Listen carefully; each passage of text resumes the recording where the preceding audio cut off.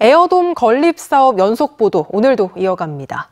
에어돔의 장점은 저비용 고효율인데요. 그만큼 보급이 필요하긴 하지만 국내 에어돔 전문가가 턱없이 부족하고 우리 현실에 맞게 국산화하는 것도 풀어야 할 과제입니다. 한국형 에어돔 보급에 필요한 과제는 뭔지 장영 기자가 정리했습니다. 아랍에미리트 곳곳에 들어선 에어돔입니다. 중동의 큰 일교차와 모래바람을 극복하기 위해 돔구장 대신 에어돔을 선택했습니다. 축구는 물론 배드민턴 같은 여러 종목의 스포츠 경기와 박람회 같은 행사에도 쓰입니다. 고성군에 들어선 테니스 전용 에어돔 역시 계절 날씨와 상관없이 동호인들이 찾고 있습니다. 실외에서 칠 때는 날씨며 바람이며 뭐 이런 것들이 참 많이 장애를 받는데 여기는 공이 너무 정직하고요. 또 이렇게 치는 대로 공이 나가고. 그리고 건립 비용은 돔구장에 비해 40분의 1 정도. 터만 확보되면 서너 달 만에 설치가 가능하고 이동도 간편하다 보니 쓰임새가 많습니다. 이게 체육시설만이 아니고 여러 시설로 적용할 수가 있어요. 지금 음압병동 같은 경우에 그다음에 축사나 양식장 부분도. 하지만 국내에선 아직 관련 법령이 없고 제대로 된 설치 기준도 없습니다.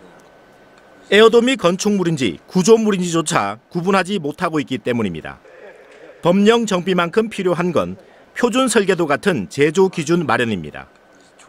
그 표준 설계 형태로 만들면 훨씬 더 적용이 쉬워질 거예요. 그것대로 지으면 인허가가 아주 용이해요. 우리나라 지형과 기후에 맞는 한국형 에어돔을 개발하는 것도 중요한 과제입니다. 미국형인 케이블 방식이 국내에서 일부 문제점을 드러낸 만큼 유럽형인 에어포켓 방식이 대안으로 떠오르고 있습니다.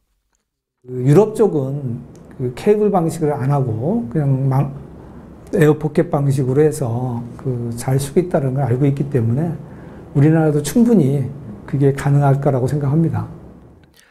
경주 에어돔 심의 때도 케이블 방식에 대한 우려는 제기됐습니다. 이 피막하고 그다음에 케이블하고의 연결 부분에 의해서 쌓이는 문제점들, 에어돔이 갖고 있는 장점을 해치는 거 아니냐 이런 부분이 좀 논의는 좀 됐었습니다. 그런데 경주에 이어 아랍에미리트 에어돔까지 둘러본 춘천시 관계자들은 케이블 방식을 포기했습니다.